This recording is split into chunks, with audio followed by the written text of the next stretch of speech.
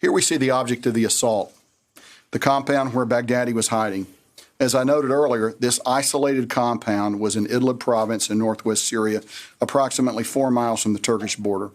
It's an area that we have not traditionally operated in, and roughly a 1-hour helicopter flight from our staging base in Syria.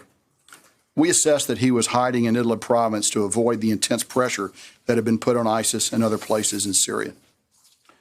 Once the assault force arrived at the compound, fighters from 2 locations in the vicinity of the compound began firing on U.S. aircraft participating in the assault. These individuals, who we don't assess were affiliated with Baghdadi, but nonetheless demonstrated hostile intent against U.S. forces, were killed by 2 airstrikes from supporting helicopters. Let's run the next video, please.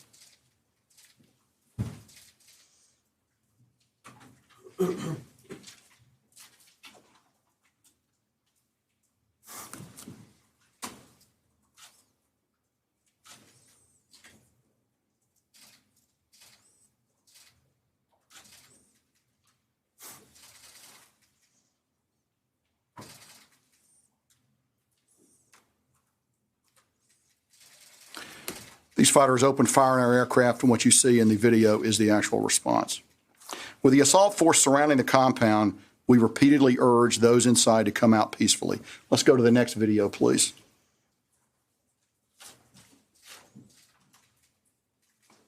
So this is a video of the assault force actually closing up to the compound.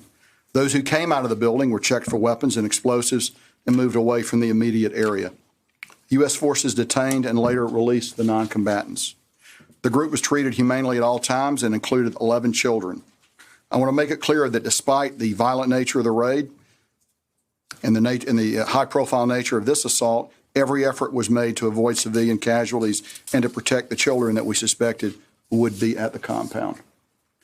5 ISIS members inside the compound presented a threat to the force. They did not respond to commands in Arabic to surrender, and they continued to threaten the force. They were then engaged by the raid force and killed. There were 4 women and 1 man. After this engagement, and once established inside the compound, U.S. forces discovered Baghdadi hiding in a tunnel. When capture at the hands of U.S. forces was imminent, Baghdadi detonated a bomb he wore, killing himself and 2 young children that were with him. The number 2 is a change. We originally thought there were 3 children with him, and this is the number we originally reported up the chain of command. We now know the number to be 2 based on subsequent debriefing. A total of 6 ISIS members died on the objective. 4 were women, and there were 2 men, including Baghdadi. This is in addition to the 2 children killed by Baghdadi as he blew himself up. Let me emphasize again that 11 children were protected by the assault force, and 2 men on the objective were detained by the assault force, and they were extracted with the force. After Baghdadi's murder-suicide, our assault force cleared significant debris from the tunnel and secured Baghdadi's remains for DNA identity confirmation, which were flown with the assault force back to the staging base. Following collection of samples for formal DNA analysis, Baghdadi's remains were buried at sea in accordance with the law of armed conflict within 24 hours of his death. While the assault force was securing the remains, they also secured whatever documentation and electronics we could find, which was substantial.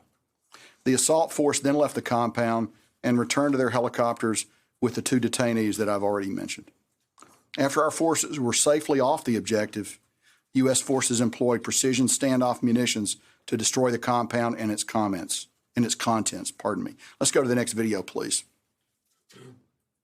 Which video? What?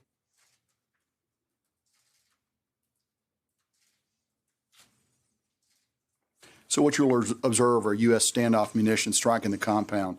For those of you that may have seen before and after pictures of the compound, it looks pretty much like a parking lot with large potholes right now.